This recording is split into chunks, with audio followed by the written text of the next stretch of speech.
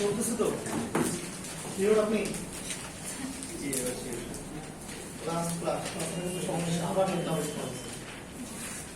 আচ্ছা দেখেন page number কত বললাম, পেজ নাম্বার বের করেন হচ্ছে 18 19 17 18 কে বলবো, 17 18 তো হয় না,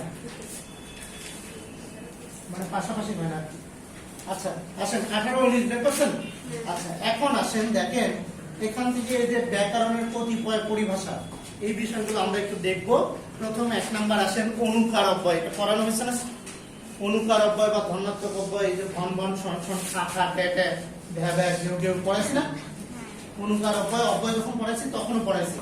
এরপর দেখেন তারপর আসে অনুকার শব্দ। অনুকার শব্দ ওই যে দ্বিরুক্ত শব্দের সময় বলছিলাম না, অনুকার শব্দ বা দ্বিরুক্ত শব্দ একই টাইপ। আচ্ছা এরপর আসেন অনুজ্ঞা ভাব, পড়ানো হয়েছে না? অনুজ্ঞা ভাব এরা কিন্তু পড়াইলাম না, যে বাংলা অনুজ্ঞা ইম্পারেটিভ সেন্টেন্স বোঝায় যে কোন ধরনের আদেশ উপদেশ অনুরোধ। আচ্ছা পড়ানো হইলে বলবেন যে পড়ানো হয়েছে, না পড়ানো হইলে বলবেন যে পড়ানো হয় নাই। আচ্ছা এরপর আসেন তারপরে যেটা অব্যয়জাত বিশেষণ, এটা পড়ানো হয় নাই, এটা দাগ দেয়। আচ্ছা অব্যয়জাত বিশেষণটা হচ্ছে কি দেখেন খুব সহজেই বুঝবেন, যে যে কোনো একটা অব্যয় ওটা যদি হঠাৎ বিশেষণের মতো কাজ করে তখন তাকে বলা হচ্ছে কি অব্যয়জাত বিশেষণ।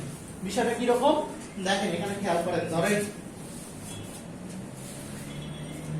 এখানকার एग्जांपलটা খেয়াল করেন, দেখেন এই যে দেখেন আকস্মাত বৃষ্টি, বৃষ্টি হচ্ছে একটা নাউন, আকস্মাত হচ্ছে একটা অব্যয়। এই অব্যয়টা বসে দেখেন বিশেষণের মতো কাজ করতেছে, যে বৃষ্টিকে বিশেষায়িত করতেছে, তার মানে এটা কি হয়ে গেল অব্যয়জাত বিশেষণ। আচ্ছা এরকম ধরেন আলবৎ যাব, এটা অব্যয়জাত ক্রিয়া বিশেষণ হয়ে যাচ্ছে। আচ্ছা এরপর দেখেন অভিশ্রুতি, যখন ধ্বনির পরিবর্তন করেছি, হ্যাঁ বলেন। তবে যে ভারী লাজুকে উঠে পাঠ্যপুস্তক এটা কি হচ্ছে তাই না অপরাজাত বিশেষণের মধ্যে পড়বে? বুঝি নাই। ওই যে তবে যে ভারী লাজুকে উঠে পাঠ্যপুস্তক এটা কি আছে, এটা বিশেষণ হবে যে পাঠ্যপুস্তক, এটা হচ্ছে না না তাহলে এটা কি অপরাজাতের না না, অব্যয়জাত বিশেষণ হচ্ছে একটা অব্যয় আগে থাকতে হবে, আপনাকে দেখতে হবে যে অব্যয় হিসেবে ইউজ হয় কিনা। আপনাকে ওই যে অব্যয় বলছিলাম না যে কি কি পরিবর্তন না করা গেলে সেটা হচ্ছে অব্যয়, ওই একটা অব্যয় একে থাকতে হবে, তারপর ওই অব্যয়টাকে বিশেষায়িত করতে হবে, তখন গিয়ে ওটা অব্যয়জাত বিশেষণ হবে। আমি আপনার ইয়াটা ভালোভাবে বুঝতে পারি না। আচ্ছা পরে বলতেছি দাঁড়ান। এরপর আসেন অভিশ্রুতি, দেখেন তো অভিশ্রুতি পড়ানো হয়েছে না? অপিনিহিত অভিশ্রুতি, ওই যে ধ্বনির পরিবর্তনের সময়। আচ্ছা এরপর আসেন, এরপর দেখেন কৃদন্ত শব্দ, কৃদন্ত শব্দ পড়ানো হয়েছে না? কৃদন্ত পদ কৃদন্ত শব্দ যখন আমরা প্রকৃতি প্রত্যয় করছি। এরপর দেখেন ক্রিয়া বিশেষণ। আচ্ছা ক্রিয়া বিশেষণের এই জায়গায় একটু লিখে রাখেন যে অ্যাডভার্ব, ইংরেজিতে অ্যাডভার্ব করছেন না? মনে করেন সে হাঁটে, এটা কি ক্রিয়া, সে ধীরে হাঁটে বা আস্তে হাঁটে, তার মানে এটা কি ক্রিয়া বিশেষণ হয়ে গেল। এই যে যখন কি করবে ক্রিয়াকে বিশেষায়িত করবে তখন সেটা কি হয়ে যাবে ক্রিয়া বিশেষণ হয়ে যাবে। আর যদি ক্রিয়াকে না বিশেষায়িত করে কোন নাউন বা প্রোনাউনকে বিশেষায়িত করে তখন সেটা কি হয়ে যাবে অ্যাডজেক্টিভ বা নাম বিশেষণ। আচ্ছা এরপর আসেন দেখেন জোর কলম শব্দ। জোর কলম শব্দ হচ্ছে দুইটা ভিন্ন ভিন্ন শব্দের কিছু কিছু অংশ বাদ দিয়ে যদি একটা নতুন শব্দ তৈরি হয়, দাগ দেন জোর কলম শব্দ দাগ। দুইটা ভিন্ন ভিন্ন শব্দের কি বললাম কিছু কিছু অংশ বাদ দিয়ে যদি একটা নতুন শব্দ তৈরি হয় সেগুলোকে আমরা বলছি কি জোর কলম শব্দ। যেমন দেখেন পটোলা লতা হয়ে গেছে কি পলতা, পয়বার ধার হয়ে গেছে কি পয়বার, ধোয়ার কুয়াশা হয়ে গেছে কি ধোয়াশা। এরকম এরকম অনেক শব্দই আছে। কুত আর ঝটিকা হয়ে গেছে কি কুত ঝটিকা। আচ্ছা এরপরে দেখেন নিজন্ত বা প্রযোজক ক্রিয়া পড়াইছি না, নিজে না করে অন্যকে দিয়ে পড়ানো, পড়ানো হয়েছে। আচ্ছা এরপরে দেখেন ধর্ণাত্মক শব্দ, যে টুমটাম টপ টপ কা কা খা খা টে টে পড়ানো হয়েছে। এরপর দেখেন নিত্য সম্বন্ধনীয় অব্যয়, এটা দাঁড়িয়ে পড়ানো হয়নি। আচ্ছা নিত্য সম্বন্ধনীয় অব্যয় কি কন্ডিশনাল, কন্ডিশন বোঝাবে, যেমন তেমন যথা তথা। এই যে যেমন তেমন যথা তথা যে সে নিত্য সম্বন্ধনীয় অব্যয়, আর হচ্ছে সাপেক্ষ সর্বনাম, এই দুইটা দ্বারাই কি বোঝায় কন্ডিশন বোঝায়। যেমন দেখেন যে সে, যে এটা করবে সে ফলাফল ভোগ করবে, এটা কি সাপেক্ষ সর্বনাম। আর দেখেন যথা তথা বা যেমন তেমন এগুলো হচ্ছে নিত্য সম্বন্ধনীয় অব্যয়, কন্ডিশন বোঝায়। যথা তথা যেমন তেমন, যেমন কর্ম তেমন ফল, তাহলে এখানে যেমন তেমন কি নিত্য সম্বন্ধনীয় অব্যয়। আচ্ছা এরপরে দেখেন নিপাতনে সিদ্ধ পড়ানো হচ্ছে না, সন্ধিতে, তারপর নত্যবিধান সত্যবিধানে বিভিন্ন জায়গায় আমরা কি পাই নিপাতনে সিদ্ধ পাই। এরপর আসেন পদান্বয়ী বা অনুসর্গ অব্যয় পড়ানো হচ্ছে না, পদান্বয়ী বা অনুসর্গ অব্যয় অব্যয় পড়াইছেন আপনাদেরকে, তার মধ্যে ছিল পদান্বয়ী বা অনুসর্গ অব্যয়, খাতা বার করে দেখেন। আচ্ছা এরপরে আসেন এই যে বর্ণীকরণ, এটা লাগে না কি, তারপরেও জেনে রাখেন। এই যে মানে বাংলিশ ইংলিশ লেখা যেটা, এটা হচ্ছে প্রতিবর্ণ, মানে পারিভাষিক শব্দগুলো পরিবর্তন না করে লেখা। যেমন ধরেন কলেজ, এটাকে আমি বাংলায় লিখলাম কলেজ, স্কুল এটাকে আমি বাংলায় লিখলাম স্কুল, এটা কি খালি বর্ণ চেঞ্জ করে দেওয়া। আপনি ইংলিশে লিখছেন বাট কি কোন শব্দে লিখছেন, কোন হরফে লিখছেন, বাংলা হরফে লিখছেন। এটা আরবিতেও হইতে পারে, ফার্সিতেও হইতে পারে, হিন্দিতেও হইতে পারে, যে কোনো কিছুতেই হইতে পারে। আচ্ছা এরপর আসেন প্রাতিপদিক, পড়াইছি বিভক্তির নাম শব্দ। আচ্ছা এরপর আসেন বর্ণদ্বিত্ব, এটা পড়ানো হবে কারণ ধ্বনি পরিবর্তনের অংশটা বাকি ছিল। বর্ণদ্বিত্ব বা ব্যঞ্জনদ্বিত্ব মানে হচ্ছে অনেক সময় জোর দেওয়ার ফলে একটা বর্ণ দুইবার উচ্চারণ করা। আমি সকালবেলা উঠছি, আমি সকালবেলা উঠছি, তুই তো অনেক ছোট, তুই তো ছোট্ট। এই যে দেখেন টয়টা হয়ে যাচ্ছে, কয়টা হয়ে যাচ্ছে, এই যে জোর দেওয়ার ফলে দুইবার উচ্চারণ করা ব্যঞ্জন, সেটাকে বলা হচ্ছে কি বর্ণদ্বিত্ব। আচ্ছা এরপরে আসেন বিপসা। বিপসা মানে হচ্ছে বারবার একটা শব্দ নরমালি দুইবার ইউজ করা। এটা দ্বারা সাধারণত যেটা বোঝাচ্ছে সেটা হচ্ছে আধিক্য বা অপদেয়।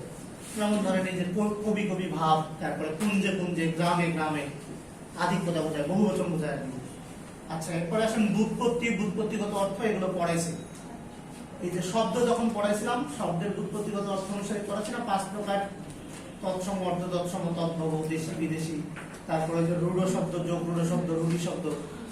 আচ্ছা এরপরে আসেন পরেরটা গুরুত্বপূর্ণ, লোক নিরুক্তি। লোক নিরুক্তি মানে একটা শব্দ একরকম ছিল বাট মানুষ বলতে বলতে ওই শব্দটা চেঞ্জ করে দিচ্ছে। এরকম শব্দ অসংখ্য আছে আমাদের বাংলা ভাষায়। এই যে এখানকার দুইটা খেয়াল করেন, দেখেন পূর্ণ বাপ, ওটাকে মানুষ বানায় ফেলছে কি পূর্ণ নাভ। বিস্ফোরক, ওইখান থেকে বানায় ফেলছে কি বিস্ফোরক। অনেক সময় যে কোনো একটা শব্দ দিয়ে বলবে যে এটা কিসের উদাহরণ, এটা কি হবে লোক নিরুক্তি। দেখেন আমার কাছে মনে হয় যে এইটাও একটা লোক নিরুক্তি, মনে হয় না এটা একটা লোক নিরুক্তি। দেখেন ইংরেজি শব্দ ছিল টোটাল, ইংরেজি শব্দ ছিল কি টোটাল, এটা হচ্ছে ইংরেজি। দেখেন টোটাল বলতে বলতে বলতে বলতে কোন এলাকার মানুষ যেন হঠাৎ করে বলা শুরু করলো গোটাল। এই যে দেখেন গোটাল থেকে আবার ল বাদ দিয়ে দিচ্ছে, হয়ে গেছে কি গোটা। গোটা মানে কি সম্পূর্ণ। মিনিং কিন্তু ঠিক আছে, মিনিং কিন্তু কি ঠিক আছে। গোটাল মানে সম্পূর্ণ, গোটা মানে সম্পূর্ণ, টোটাল মানে সম্পূর্ণ। কিন্তু দেখেন কোথায় একটা ইংরেজি শব্দ আর কোথায় গোটা।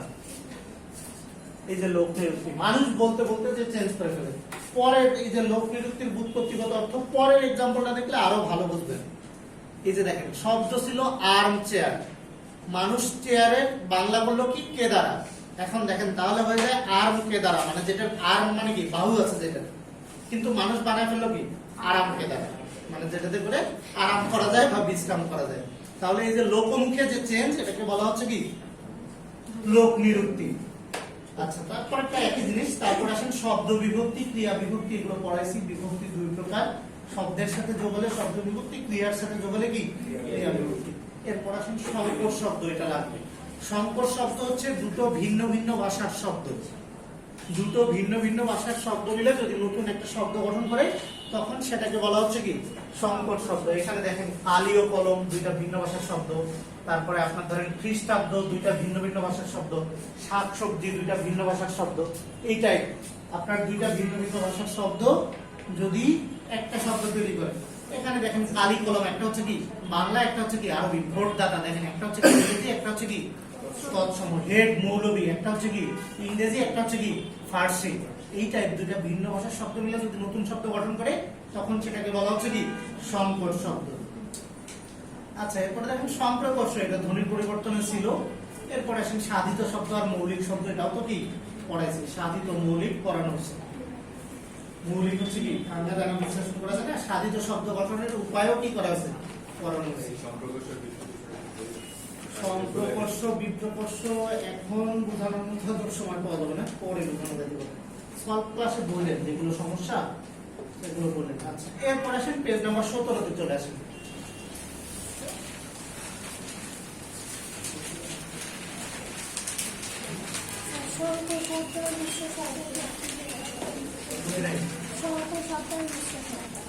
সংকর শব্দ আর মিশ্র শব্দ একই।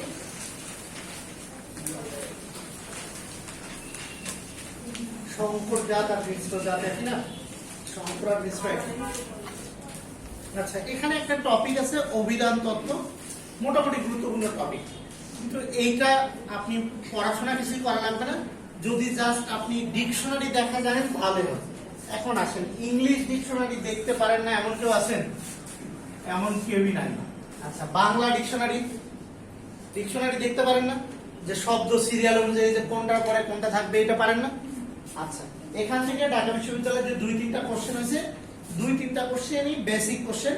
এখান থেকে আসেন, এখান থেকে গুরুত্বপূর্ণ যেটা প্রথম 1 নাম্বার নিয়মটা দেখান। 1 নাম্বার, এই যে সাধারণ বর্ণনা ক্রম যেটা, এটা গুরুত্বপূর্ণ। 1 নাম্বার সাধারণ বর্ণনা ক্রম যেটা, এটা গুরুত্বপূর্ণ। আচ্ছা, দেখেন এখানে एग्जांपल দিয়ে দিচ্ছি। ধরেন আমি নিরপরাধ শব্দটা ডিকশনারিতে খুঁজবো, তাহলে আমাকে কিভাবে খুঁজতে হবে? প্রথমে আগে কোথায় যেতে হবে? নতে যেতে হবে।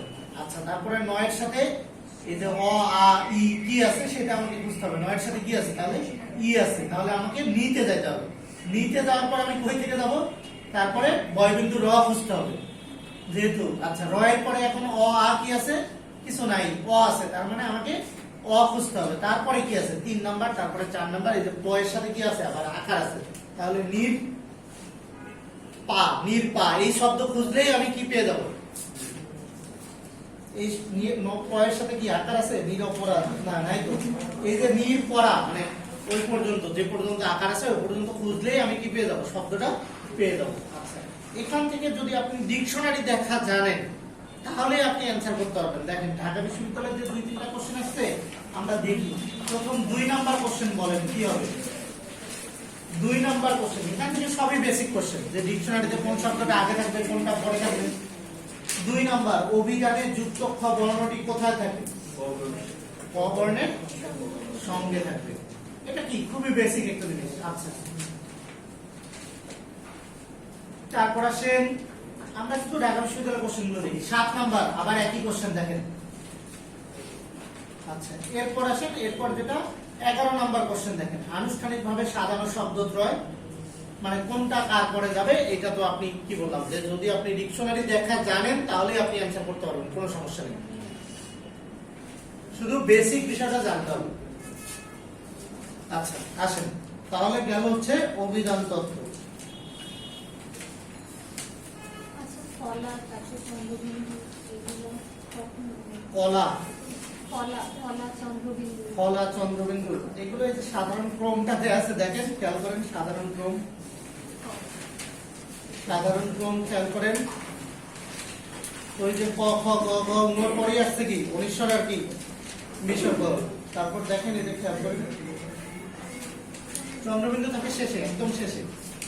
চন্দ্রবিন্দু থাকে বাংলা ডিকশনারির একবারে শেষে, মানে শেষে বলতে ওই বর্ণের সিরিয়ালের শেষে।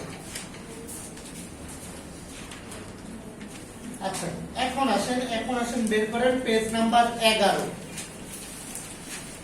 এই যে দেখেন, এখন যারা লিখে নিয়ে আসছেন তারা তাদের সুফল দেখতে পাবেন, আমলগুলো দেখতে পাবেন। যারা লেখেন নাই তারাও তাদেরটা দেখতে পাবেন। পেজ নাম্বার 10-11 পাইছেন? আচ্ছা, 10-11 আমি র্যান্ডমলি কিছু কিছু বলি, প্রথম থেকে শুরু করি। দেখেন, বাক্যের শুদ্ধিকরণ। গত ক্লাসে আমরা যেটা পড়ছি সেটা ছিল কি? শব্দের শুদ্ধিকরণ। আচ্ছা, দেখেন ওই শব্দগুলোই জাস্ট এখানে বাক্যে ব্যবহার করছে, তাহলে যারা আপনারা পড়ে আসতেন তারা পারবেন না এখন? আচ্ছা, দেখেন আমি আপনাকে দেখাই। ছেলেটা দারুণ সুবুদ্ধিমান, এই শব্দটা গতকাল ছিল না, তাহলে সুবুদ্ধিমান হবে না, কি হবে?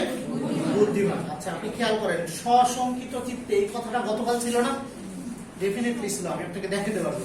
তাহলে কি হবে? সশঙ্ক চিত্তে। আচ্ছা, দেখেন শুধুমাত্র এই কথাটা গতকাল ছিল না? তাহলে কি হবে? শুধু অথবা কি মাত্র। কেবল মাত্র এই কথাটা গতকাল ছিল না? আচ্ছা, অধীনস্থ এই কথাটা গতকাল ছিল না? ব্রিটিশদের অধীনস্থ, তাহলে কি হবে? অধীন। আচ্ছা, দেখেন তো তৎকালীন সময় এটা গতকাল ছিল না? ছিল। আচ্ছা, দেখেন আকণ্ঠ এই যে গতকাল ছিল না? সমূল সহ বা সমূলে বা মূল সহ উৎপাদিত হয়েছে। এগুলো 99% গত ক্লাসে পড়ানো হয়েছে। আচ্ছা, এরপর দেখেন এই যে কি বলে প্রবাদ প্রবচনে আসেন। 10 চক্রে ঈশ্বর ভূত, যেমন মানে প্রবাদ প্রবচনে কি করা যাবে না? শব্দ চেঞ্জ করা যাবে না। আচ্ছা, এরপরে তারপরটাতে আসেন বিশেষের স্থানে বিশেষণের। দেখেন ইহার আবশ্যক নাই, গত ক্লাসে ছিল না? আচ্ছা, তারপরে দেখেন দুর্বল বশত, গত ক্লাসে ছিল দুর্বলতা বশত। দেখেন এই যে উদ্ধতপূর্ণ গত ক্লাসে ছিল। তারপরে দেখেন এই যে অসুস্থ, অসুস্থতা বশত। আচ্ছা, পরেরটাতে খেয়াল করেন, যথার্থ শব্দ প্রয়োগ না করা ভুল। সস্ত্রীক, সস্ত্রীক গত ক্লাসে পড়াচ্ছি না, সপরিবার। এই যে দেখেন সস্ত্রীক, সস্ত্রীক, সপরিবার। দেখেন উন্নতশীল, উন্নয়নশীল লেকচার সেটা ছিল, বা যারা লিখছেন তারা অলরেডি লিখে ফেলছেন। আচ্ছা, এরপরে দেখেন কাপুরুষ, কুপুরুষ ছিল। এরপর দেখেন সাক্ষী দেবেন, সাক্ষ্য দেবেন ছিল। এরপরে দেখেন এই যে সবকাশ, অবকাশ, ভয়ানক মেধাবী, অত্যন্ত মেধাবী, এগুলো সবগুলোই ছিল গত লেকচারে। আচ্ছা, এবার আসেন বহুবচনের প্রয়োগজনিত ভুল। এই যে এগুলো ছিল দেখেন, সকল বন্যার্থদের, তারপরে যাবতীয় প্রাণীদের, তারপরে হচ্ছে নতুন নতুন ছেলেগুলো, সকল ছাত্রগণ, সমুদয় পক্ষীরাই, এগুলো গত ক্লাসে বহুবচনের প্রয়োগজনিত ভুল যেখানে ছিল ওই জায়গাটাতে ছিল।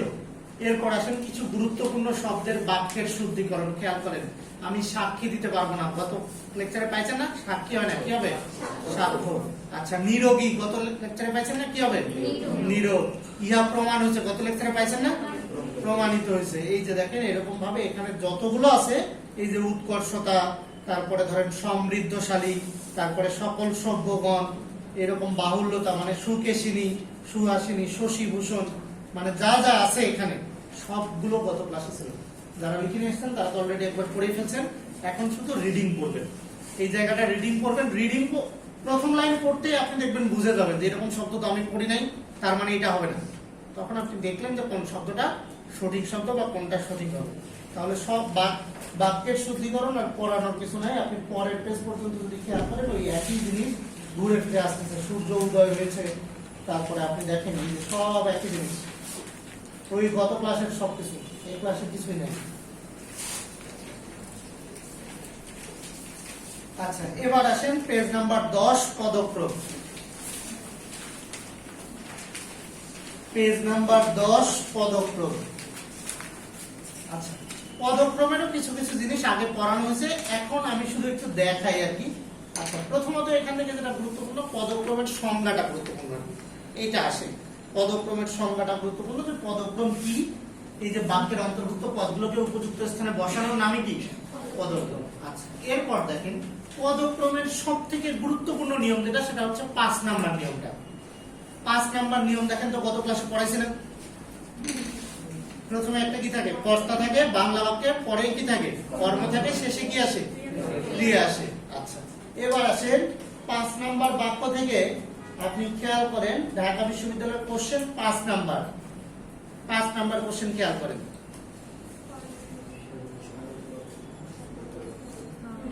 দেখেন ঢাকা বিশ্ববিদ্যালয় সবসময় বেসিক কোশ্চেন করে, ভালো ভালো কোশ্চেন করে, এটা আউট ফাউল কোশ্চেন করে না। তাহলে এটা পারবেন না আপনি? আচ্ছা, দেখেন এখান থেকে সবথেকে গুরুত্বপূর্ণ বিষয় ছিল এইটাই। এরপর আসেন 1 নাম্বার কোশ্চেন আসেন, 1 নাম্বার অ্যানসার, কি বলে 1 নাম্বার পয়েন্ট। 1 নাম্বার পয়েন্ট আপনি খেয়াল করেন, এখানে একটা জিনিস নিয়ে আসছে, সম্প্রসারক, কর্তা আর হচ্ছে বিধেয়। কর্তা বিধেয় মানে হচ্ছে সাবজেক্ট আর অবজেক্ট। আচ্ছা, এখন আসেন সম্প্রসারক গুলো কোনটা কার সাথে বসবে, এটা কমন সেন্সের ব্যাপার, যে কেউ বুঝতে পারবে। আমি আপনাকে বলি, এখানে যে এক্সাম্পলটা দেয়া আছে দেখেন, রীতিমতো, এই রীতিমতো সম্প্রসারকটা ছাত্রের সাথে বসবে নাকি পড়াশোনার সাথে বসবে বলেন দেখি? পড়াশোনা। আচ্ছা, দেখেন আপনি মনোযোগী, এটা ছাত্রের সাথে বসবে নাকি পড়াশোনার সাথে বসবে? আচ্ছা, মানে কোন বিশেষণটা কার সাথে বলবে এটা আপনি বুঝতে পারবেন না? যে কেউই বুঝতে পারবে, যে কেউ কি বুঝতে পারবে। তো মনোযোগী পড়াশোনা তো হবে না, মনোযোগী কি হবে? ছাত্রছাত্রী হবে। তাহলে 1 নাম্বার যেটা বলছে যে হচ্ছে মানে কোনটা কর্তার সাথে বসবে আর কোনটা ক্রিয়ার সাথে বসবে, এই জিনিসটা বলছে, এটা আপনি বসাইতে পারবেন। এরপরে আসেন 2 নাম্বার, এটা গুরুত্বপূর্ণ। 2 নাম্বার সম্বন্ধ পদ বিশেষের পূর্বে বসে। সম্বন্ধ পদ আমরা পড়ছিলাম আরোপ করার সময়, এই যে রহিমের ভাই, করিমের বোন, পড়ছিলাম না? আচ্ছা, এরপরে দেখেন 3 নাম্বার, এই যে কারক বিভক্তিযুক্ত পদ বা অসমাপিত ক্রিয়াপদ বিশেষণের আগে বসে। এগুলো কোশ্চেন হয় নিয়ম থেকে। ওই যে 4 নাম্বার কোশ্চেনটা খেয়াল করেন, অসমাপিত ক্রিয়াপদ বাক্যের কোথায় বসে? তাহলে কোথায় বসবে? বিশেষণের পূর্বে বা আগে। আচ্ছা, এরপরে আসেন 5 নাম্বার তো বললামই। 6 নাম্বার বহুপদময় বিশেষণ অবশ্যই বাক্যের পূর্বে বলবে। 6 নাম্বার নিয়মটা, জাস্ট নিয়মটা জানা থাকতে হবে। আচ্ছা, এরপরে শেষের যে না, নয় ও ব্যতীত অন্য অর্থে যেটা হয়, না তো না অর্থে যেটা হয় এটা তো পারেনি, যে আমি যাব না, না চাইতে দানের কোনো মর্যাদা নাই। কিন্তু না, নয় ও ব্যতীত অন্য অর্থে, এই যে তুমি বাড়ি যাবে, না আমি যাব না, কোন অর্থে? বিকল্প অর্থে। দেখেন তারপরে একটা গান শোনানো ভাই, কোন অর্থে? অনুরোধ বা আদেশ অর্থে। তারপরে দেখেন সে কত না দিনের কথা, পদ পূরণে বা নিরর্থক ভাবে। নিরর্থক ভাবে মানে সে কত না দিনের কথা, এই বাক্যে যদি আপনি নাও ব্যবহার করতেন, সে কত দিনের কথা এইটার অর্থ যা, সে কত না দিনের কথা এটার অর্থ কি তা, এটার কোনো অর্থ নাই, মানে নিরর্থক ভাবে বসছে বা কি পদ পূরণে বসছে, এটা মানে এক কথা হুদায় বসছে, কোনো কাজ নাই। আচ্ছা, এই যে শেষের এই তিনটা গুরুত্বপূর্ণ। তাহলে দেখেন এখান থেকে যাই আসুক এখন পারবেন না। আচ্ছা, আমাদের পড়াশোনা প্রায় শেষের দিকে। এখন আসেন খাতা কলম বের করে যেটা লিখবেন, লিখেন জ্যোতি ছেদ বা বিরাম চিহ্ন।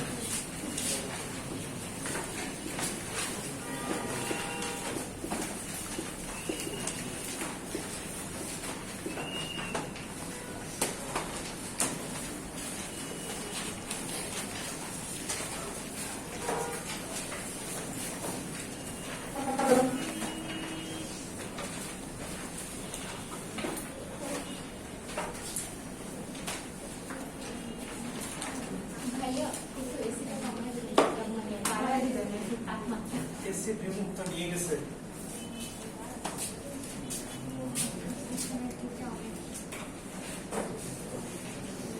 প্রথম আসেন, প্রথম যেটা লিখবেন, লিখেন জ্যোতি ছেদ বিরাম চিহ্ন ব্যবহার করা হয় বাক্যের অর্থ সুস্পষ্ট করার জন্য।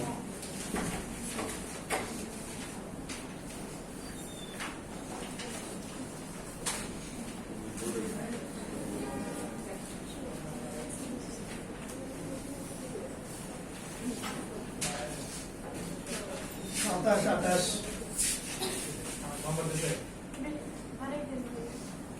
অনেক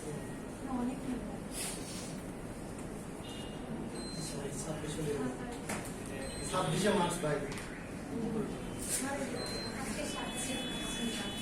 তাইলে ভাই 27।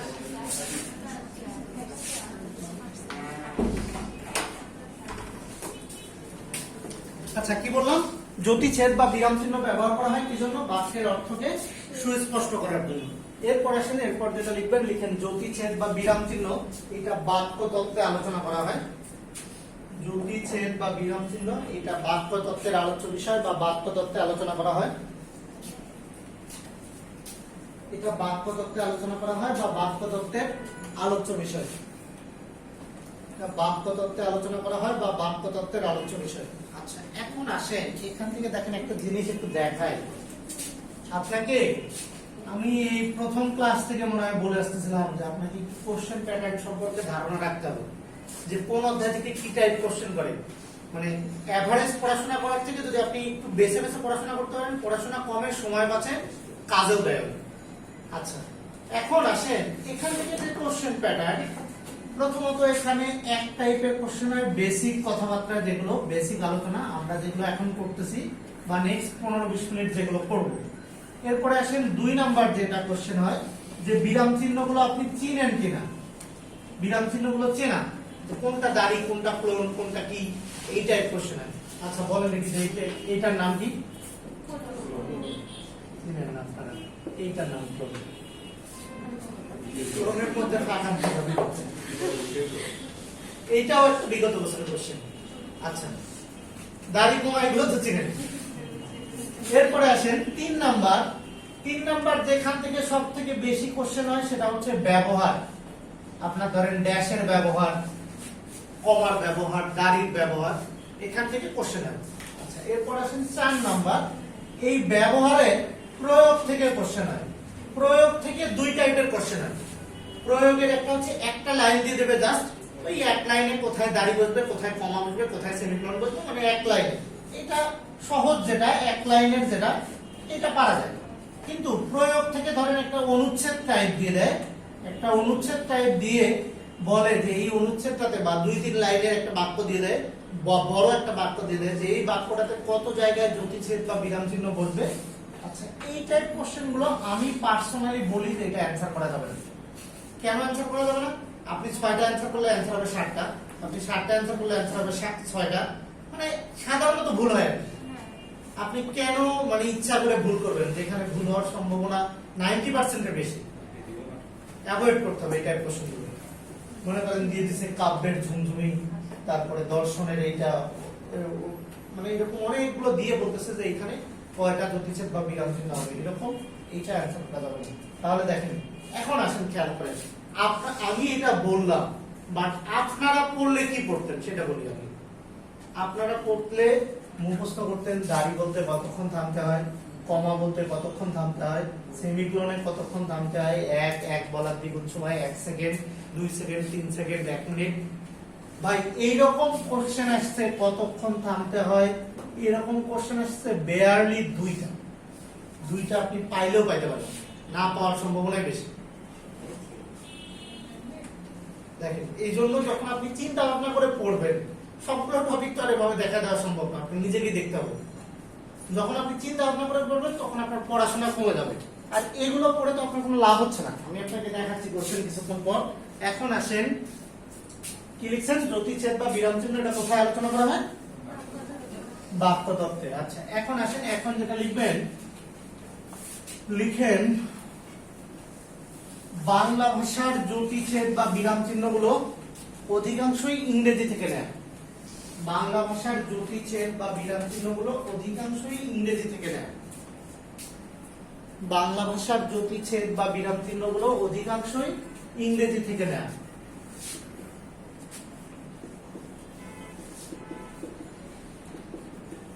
বাংলা ভাষার জ্যোতিচ্ছেদ বা বিরাম চিহ্নগুলো অধিকাংশই ইংরেজি থেকে নেয়।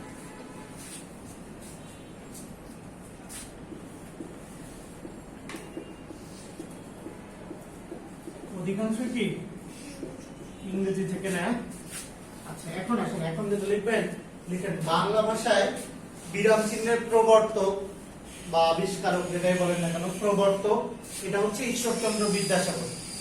বাংলা ভাষায় বিরাম চিহ্নের প্রবর্তক ঈশ্বরচন্দ্র বিদ্যাসাগর। ওনার যে বইয়ে এটা উনি প্রবর্তন করেন, বইটার নাম হচ্ছে বেতাল পঞ্চবিংশতি। এটার প্রথম প্রকাশ হচ্ছে 1847। সুতরাং আমরা ধরে নিতে পারি যে 1847 থেকে কি বিরাম চিহ্নের ব্যবহার শুরু হলো। এইটা মূলত হচ্ছে একটা অনুবাদ করা বই।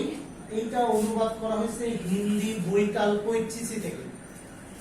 আমি যেটুকু লিখছি জাস্ট এটুকু লিখেন, বাকিটুকু শুনে রাখেন তাহলে হবে। কি বললাম, বাংলা ভাষায় জ্যোতিচ্ছেদ বা বিরাম চিহ্নের প্রবর্তক ঈশ্বরচন্দ্র বিদ্যাসাগর। উনি যে বইয়ে প্রথম বিরাম চিহ্নের প্রবর্তন করেন, বইটার নাম হচ্ছে বেতাল পঞ্চবিংশতি, 1847। আর এই বইটা হচ্ছে একটা কি অনুবাদ করা বই। ওই থেকে অনুবাদ করা হলো, হিন্দি থেকে অনুবাদ করা হয়েছে। হিন্দি ওই বইটার নাম ছিল বৈতালপৈচিসি।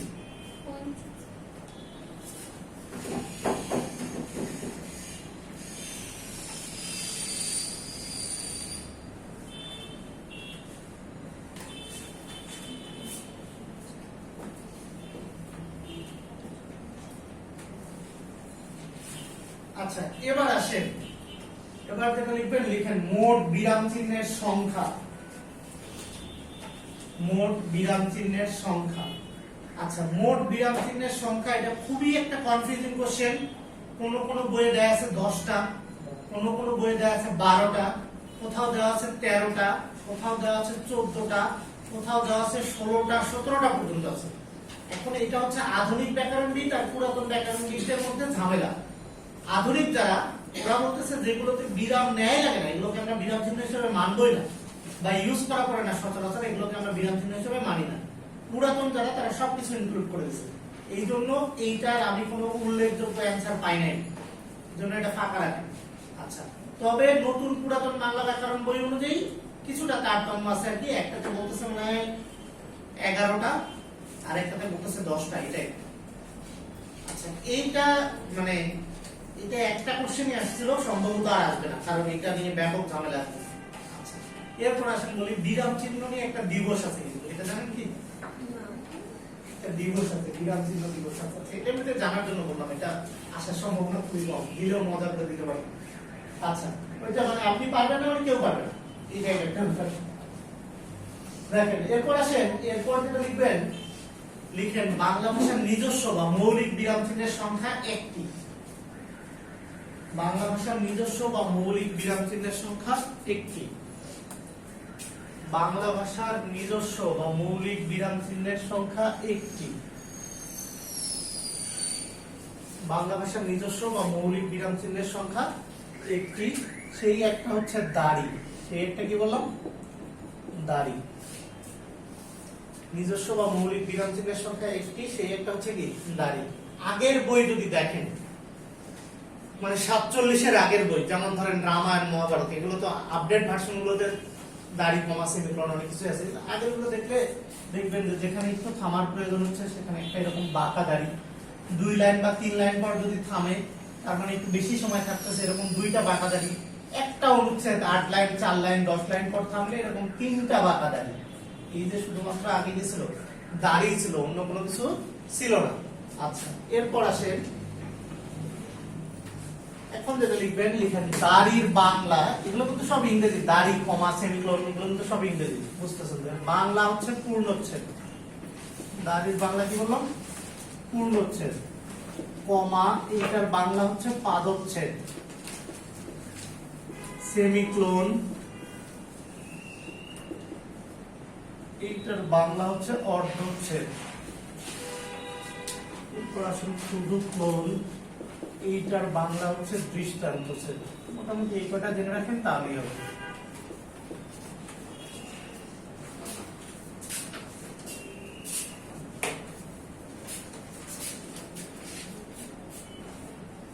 কি বললাম? দাড়ি পূর্ণচ্ছেদ, কমা হচ্ছে কি পাদচ্ছেদ, সেমিক্লোন অর্ধচ্ছেদ, আর ক্লোন হচ্ছে কি বলছি দৃষ্টান্তচ্ছেদ।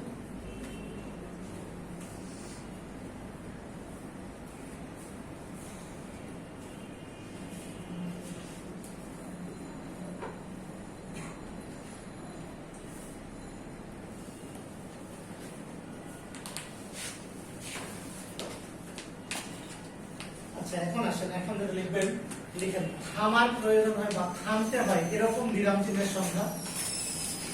থামার প্রয়োজন হয় বা থামতে হয় এরকম বিরাম চিহ্নের সংখ্যা।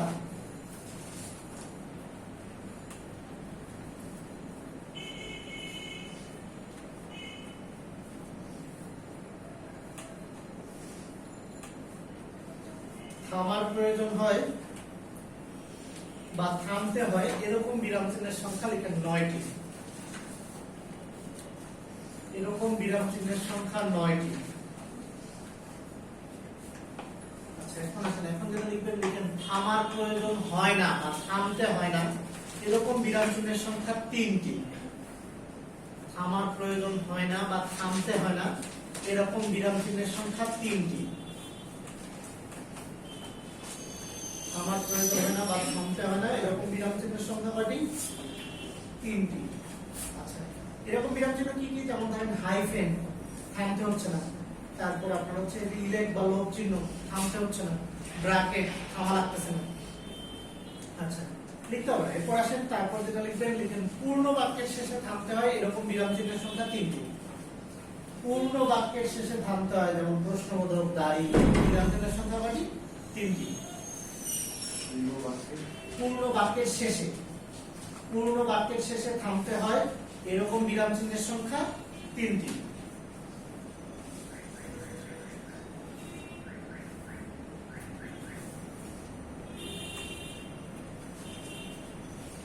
পূর্ণ বাক্যের শেষে থামতে হয় এরকম বিরাম চিহ্নের সংখ্যা হচ্ছে 3টি।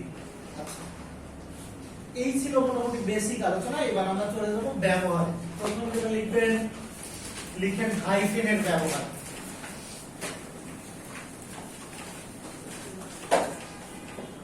প্রথম আসেন, যেটা লিখবেন, লিখেন হাইফেনের ব্যবহার।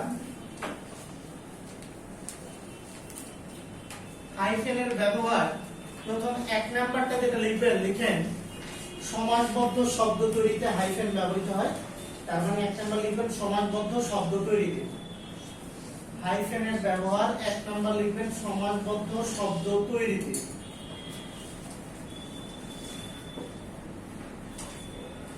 সমাসবদ্ধ শব্দ তৈরিতে। এরপর আসেন 2 নাম্বার যেটা লিখবেন, 2 বা ততোধিক পদের সংযোগ বোঝাতে। 2 বা ততোধিক পদের সংযোগ বোঝাতে। 2 বা ততোধিক পদের সংযোগ বোঝাতে। 2 বা ততোধিক পদের সংযোগ বোঝাতে।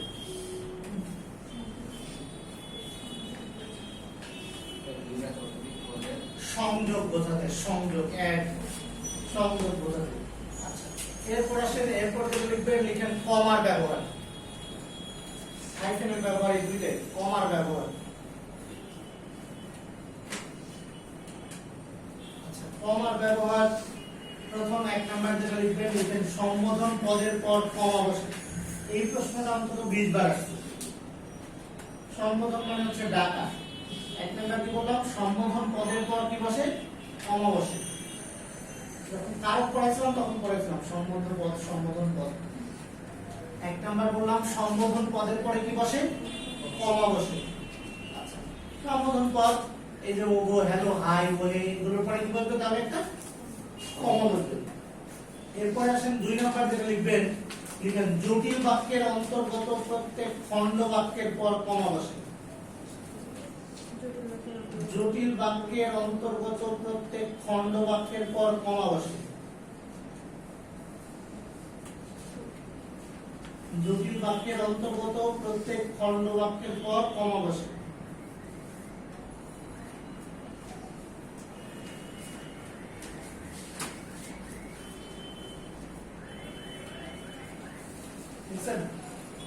এরপর লিখবেন সামান্য বিশ্রাম বোঝাতে কমা বসে।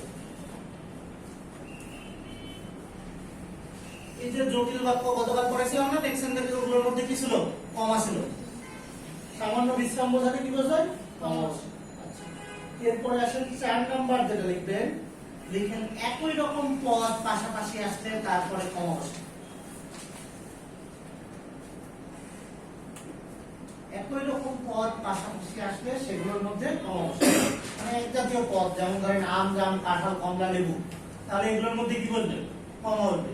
তিনি, রহিম, করিম, যদু, মধু, কদু, এগুলোর মধ্যে তাহলে কি বলবে, কমা বলবে। একই জাতীয় পদ যদি অনেকগুলো পাশাপাশি আসে সেগুলোর পর কি বসে, কমা বসে। এখন আসে 5 নাম্বার যেটা লিখবেন লিখেন সাল, তারিখ, মাস, দিন, সংখ্যা। সাল, তারিখ, মাস, দিন, সংখ্যা। সাল, তারিখ, মাস, দিন, সংখ্যা। সাল, তারিখ, মাস, দিন, সংখ্যা, ডিগ্রি, এগুলোর পরে কমা বসে। সাল, তারিখ, মাস, দিন, সংখ্যা, ডিগ্রি, এগুলোর পর কি বসে, কমা বসে। যেমন ধরেন লিখলাম 16ই ডিসেম্বর, কমা দিয়ে আমাকে লিখতে হবে বৃহস্পতিবার।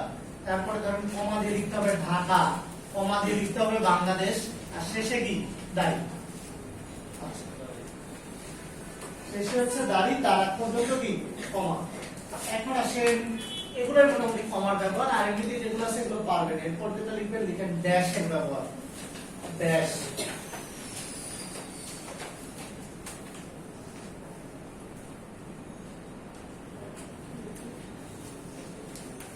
আচ্ছা, ড্যাশের ব্যবহার, ড্যাশের ব্যবহার মোটামুটি গুরুত্বপূর্ণ। ড্যাশের ব্যবহার থেকে অসংখ্য কোশ্চেন হয়েছে, অনেক কোশ্চেন। ড্যাশের ব্যবহার প্রথম 1 নাম্বার লিখেন বাক্য বিশ্লেষণে। 1 নাম্বার লিখেন বাক্য বিশ্লেষণে, তার মানে বাক্য বিশ্লেষণে ড্যাশ ব্যবহার হয়। 1 নাম্বার লিখেন বাক্য বিশ্লেষণে। 2 নাম্বার লিখেন কথার বিস্তারে। ড্যাশের ব্যবহার 1 নাম্বার বলছি বাক্য বিশ্লেষণে, 2 নাম্বার বললাম কথার বিস্তারে। 3 নাম্বার আসেন, 3 নাম্বার লিখেন বাক্যাংশে। বাক্যাংশে, বাক্যাংশে। 4 নাম্বার যেটা লিখবেন লিখেন শূন্যস্থান পূরণে, বা শূন্যস্থান পূরণের লুপ্ত জায়গায় বা ফাঁকা জায়গায় শূন্যস্থান পূরণে লিখলেই হবে। কি কি লিখছেন, বাক্যাংশে, বাক্য বিশ্লেষণে, কথার বিস্তারে, শূন্যস্থান পূরণে। এরপর লিখেন নাটকের সংলাপে।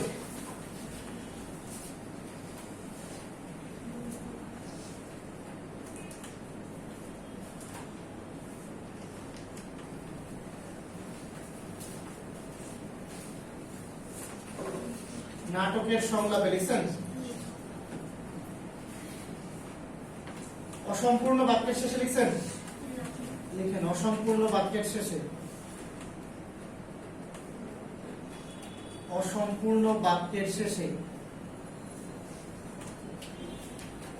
কয়টা আছে, এই 6-7টাই মোটামুটি হচ্ছে কি ড্যাশের ব্যবহার। এগুলোর প্রত্যেকটা থেকে প্রশ্ন হয়েছে। এখন আসেন, এখন একটা নোট লিখবেন। নোটটা হচ্ছে এরকম, লিখেন আকৃতিগত দিক থেকে ড্যাশের সাথে মিল আছে হাইফেনের।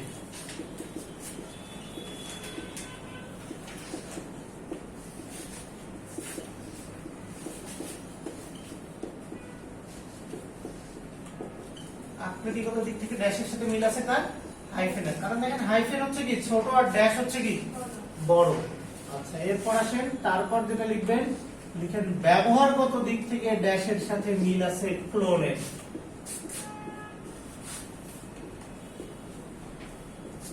ব্যবহারগত দিক থেকে ড্যাশের সাথে মিল আছে কার? ক্লোনের। মানে যে জায়গাটায় আমরা ড্যাশ দিতে পারবো সেই জায়গাটায় আমরা কি দিতে পারবো? ক্লোন দিতে পারবো। যেমন ধরেন বাংলাদেশে নারী শিক্ষার গুরুত্ব অপরিসীম, তা নিম্নে দেওয়া হলো। একটা আমরা টানও দিতে পারি, আবার কি দুইটা ফোঁটা দিয়েও লিখতে পারি, কিন্তু ক্লোন ড্যাশ দেওয়া যাবে না। যে দুইটা ফোঁটাও দিলেন টান দিয়েও লিখলেন, এটা ভুল হবে। তাহলে প্রথমটা যেটা বলছি, আকৃতিগত দিক থেকে ড্যাশের সাথে মিল আছে কিসের? হাইফেন। আর তারপর যেটা বললাম, ব্যবহারগত দিক থেকে ড্যাশের সাথে মিল আছে কিসের? ক্লোনের।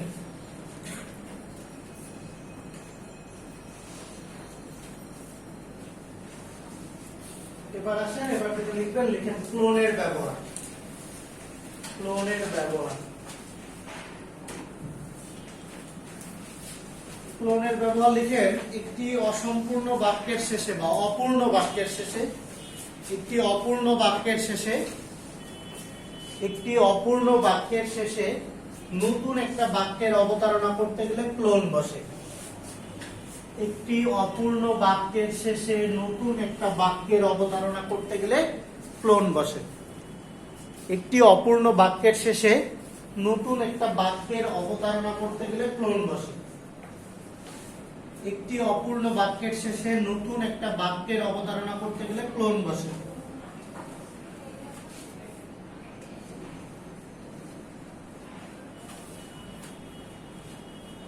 এবার লিখেন সেমিক্লোনের ব্যবহার। সেমিক্লোনের ব্যবহার।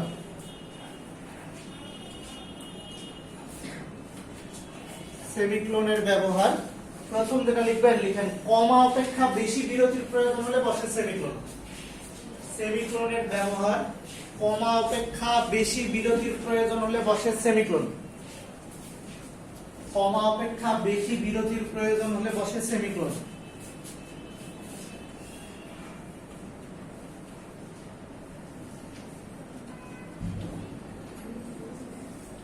কমা অপেক্ষা বেশি বিরতির প্রয়োজন হলে বসে কি সেমিকোলন। এরপরে আসেন 2 নাম্বার যেটা লিখবেন, লিখেন একাধিক স্বাধীন বাক্যকে একটি বাক্যে লিখলে সেগুলোর মধ্যে বসে সেমিকোলন।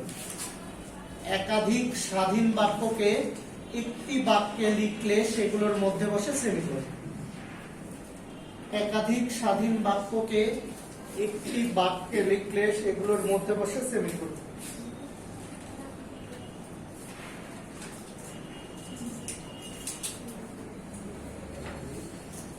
স্বাধীন বাক্যকে যদি আমরা একটা বাক্যে লিখি তাহলে বসবে সেমিকোলন।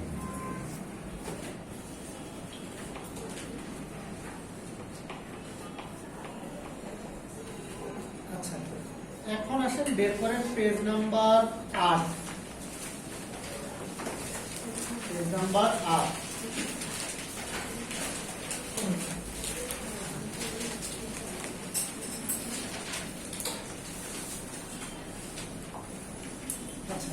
এখানে প্রথম দিকে কিছু অ্যানসারের ঝামেলা হয়ে গেছে, ঠিক আছে? বক্সটা ঠিক করতে হবে। এটা টের পাইছি আজকে সকালে, বক্সটা ঠিক করতে হবে। আমি বলতেছি সবগুলো কোশ্চেন আপনারা দেখেন। প্রথমত আসেন 1 নাম্বার কোশ্চেন, দেখেন বাক্যের সমজাতীয় একাধিক পদের পরে কোনটা বসে? কমা। আচ্ছা, এরপরে আসেন 2 নাম্বার, প্রত্যক্ষ উক্তির ক্ষেত্রে কোনটা ব্যবহার হয়? ন্যারেশন করছেন না, ন্যারেশন, উদ্ধৃতি চিহ্ন। এরপরে আসেন 3 নাম্বার, বলতেছে সেমিকোলনের চিহ্ন কোনটি?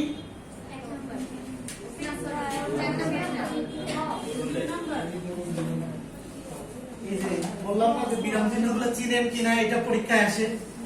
আচ্ছা, এরপরে আসেন 4 নাম্বার, কোন বিরাম চিহ্নে বিরাম দিতে হয় না?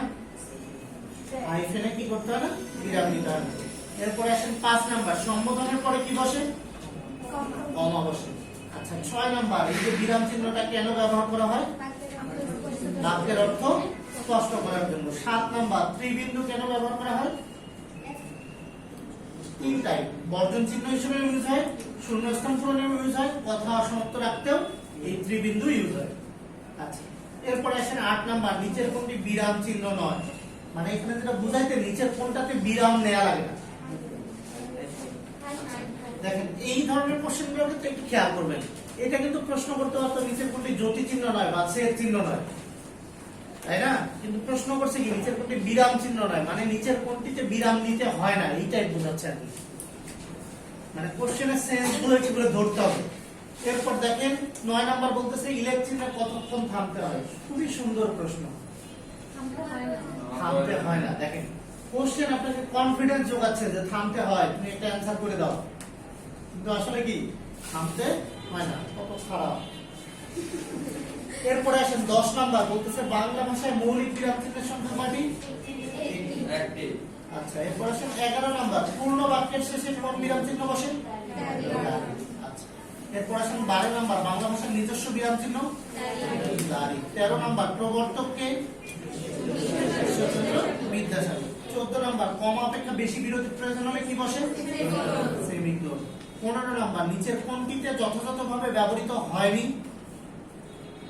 আচ্ছা দেখেন এখানে একটা বিষয় বুঝতে হবে আপনাকে, যদি দেখতে হবে আগে দাড়ি আছে কিনা। দেখেন কোনটা শেষে দাড়ি না, তার মানে দাড়ি এখানে কি চাই নাই, দাড়ি ইজ নট রিকোয়ার্ড। আচ্ছা এখন দেখেন তাহলে আপনাকে দেখতে হবে যে কমার ব্যবহারগুলো ঠিক আছে কিনা। কমার ব্যবহার কোথায় ঠিক নাই? এই যে খ নাম্বারে। আচ্ছা আর এমনিতে যদি মানে দাড়ি সহ যদি চিন্তা করেন তাহলে তো কোনোটাই নয়। আচ্ছা এরপরে দেখেন 16 নাম্বার, 16 নাম্বার বলছে সমাসবদ্ধ শব্দ তৈরিতে কোন জ্যোতি চিহ্ন বসে? দেখেন এখানে কিন্তু আর বিরাম চিহ্ন বলে নাই। আচ্ছা এরপরে আসেন 17 নাম্বার, কে প্রবর্তক কে প্রথম দিয়ে ব্যবহার করে? 18 নাম্বার, কোন অংশে আলোচনা করা হয়? বাক্য তত্ত্বে। আচ্ছা এই যে দেখেন 19 20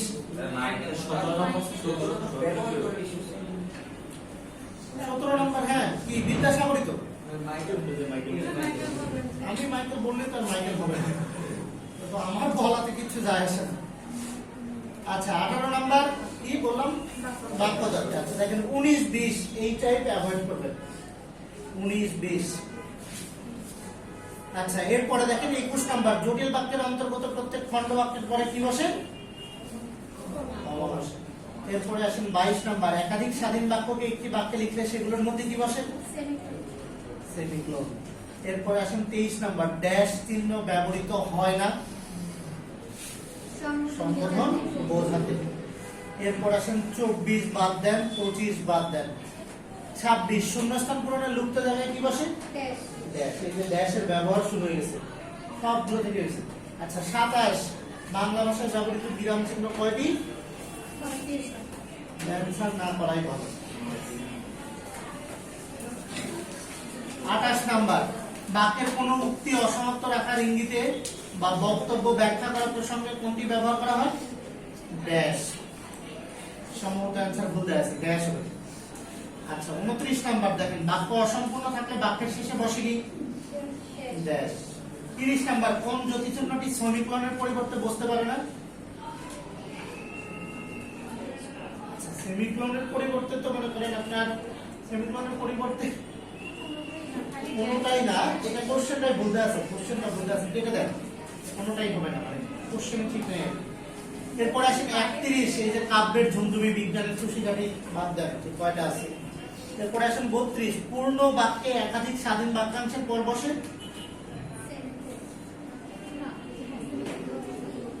পূর্ণ বাক্যে একাধিক স্বাধীন বাক্যাংশের পর বসে সেমিকোলন।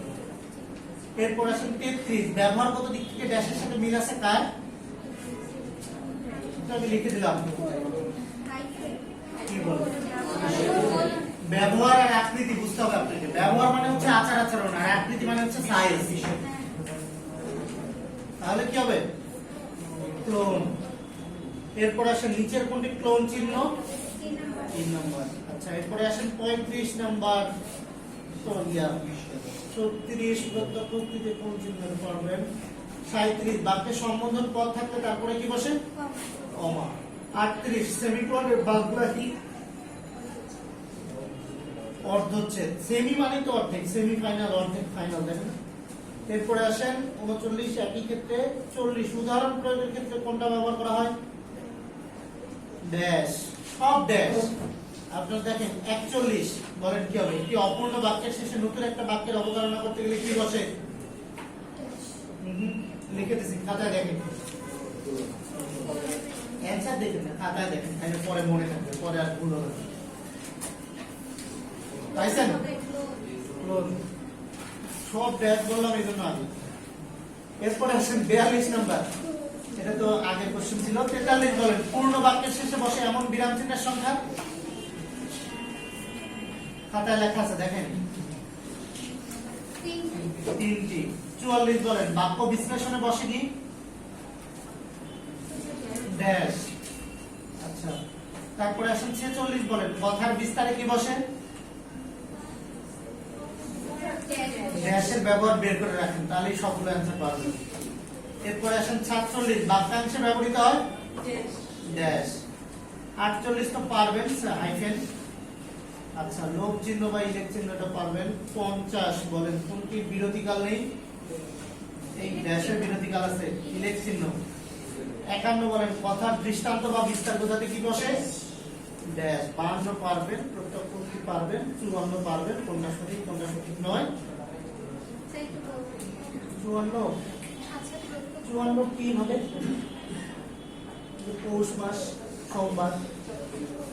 আচ্ছা দেখেন 54 কিন্তু বুঝতে হবে যে 3 কেমনে হলো।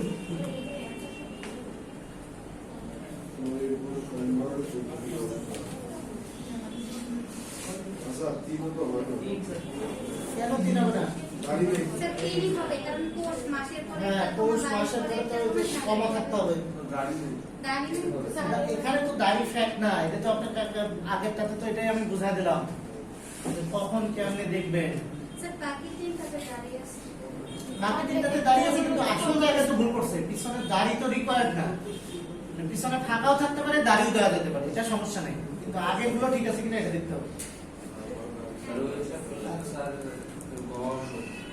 কোনটা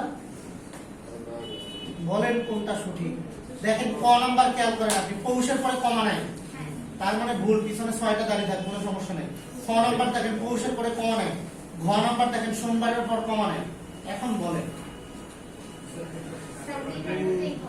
তাহলে বাকি থেকে একটা ওইটাই হবে। বোঝা গেছে কথা? আচ্ছা 55 নম্বর বলেন হাইফেনের অপ্রয়োজনীয় ব্যবহার হচ্ছে কোথায়?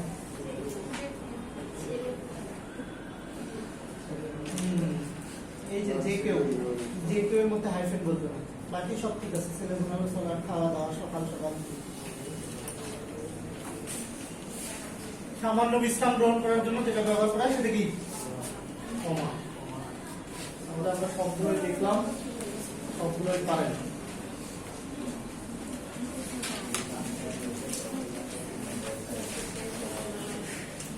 আচ্ছা, এইটা বন্ধ করে দেন, ক্লাস শেষ। ছুটি না, কি বসেন।